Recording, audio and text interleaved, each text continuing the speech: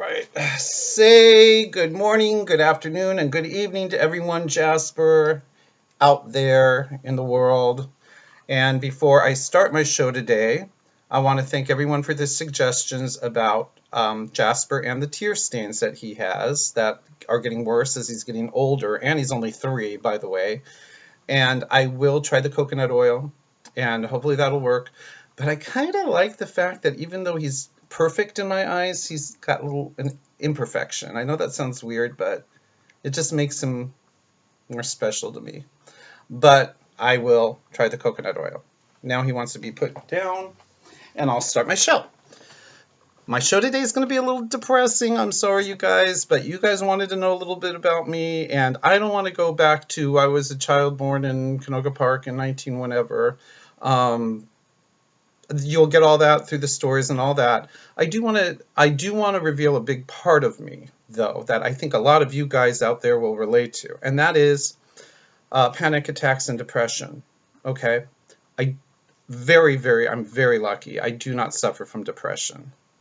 However, the panic attacks, they can get pretty bad. Um, they started circa 1994 when the San Fernando Valley was hit by a very large earthquake, and we were 10 minutes away from the epicenter, if that. As a matter of fact, Patty Andrews, Pam's mom, she lived where the epicenter actually was. So imagine, what it must have been like for her. The difference for us was we were on the third floor. I lived with Pam then. We were on the third floor of an apartment building on a street called Quakertown, ironically enough. And it was like a nuclear bomb went off. It was like 4:30 in the morning, I believe. And it was horrific. It was terrible. It changed my life. I know that sounds dramatic, but we all have our fears. And I know I live in California, and it's stupid of me to like have such a fear like that and live here, but that's how it is. At any rate, since that morning, okay, I've never been the same. I suffered from terrible panic attacks, and the worst of which happened about 6 years ago. And I got to the point where I wanted someone, anyone, to just commit me somewhere. Not because I thought I'd do harm to myself. I would never do harm to myself. I never thought about it in my life. But just because I was in such a funk. I couldn't eat. I couldn't function. I couldn't think about tomorrow because I was afraid of tomorrow.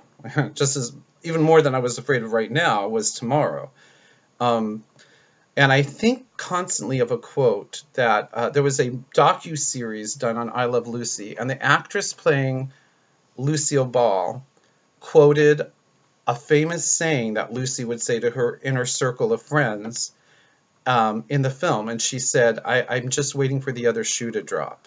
In other words, everything seems okay right now. I'm just waiting for that other thing to happen tomorrow, um, the bad thing.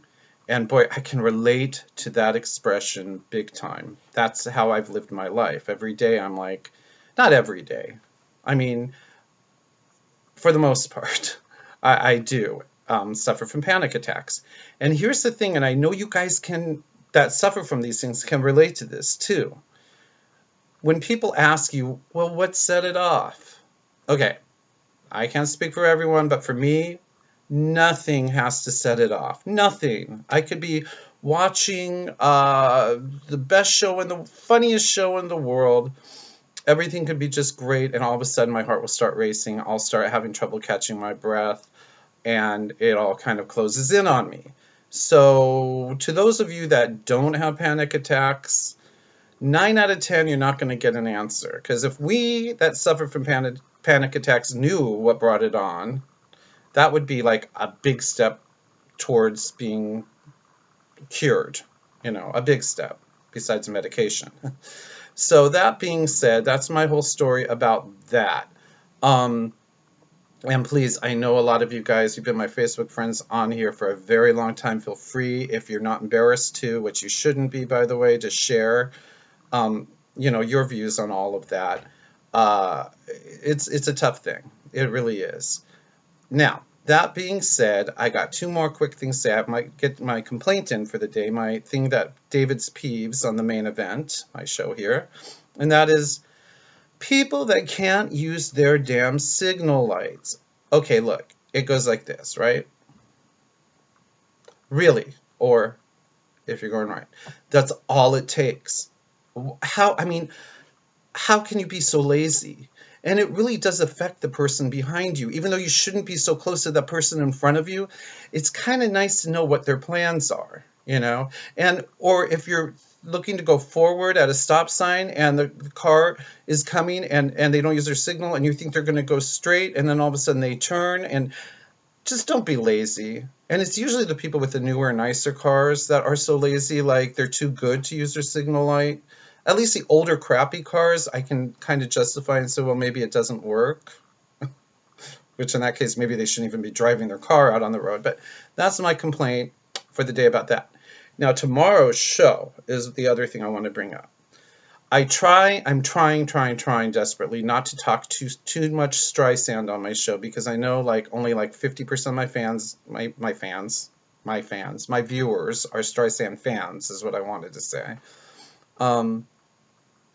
But tomorrow's going to be a good show, because tomorrow's show kind of links in the acting thing that I've been asked about. It links in Jason Gould, Barbra Streisand's son, Christina Crawford, who I know you love, Cliff, and a series of events that had me and Pam, well, in one of our situations, like always. So it's going to be a fun story tomorrow. I hope you guys enjoy it. Yeah, it was fun. Okay, you guys, I hope I didn't depress you too much or give you a panic attack, but this needed to be said. And until tomorrow, have a great afternoon, have a great day, and I'm making like a tree and I'm going to leave. Hey, Pam can't say I stole it from her. Bye.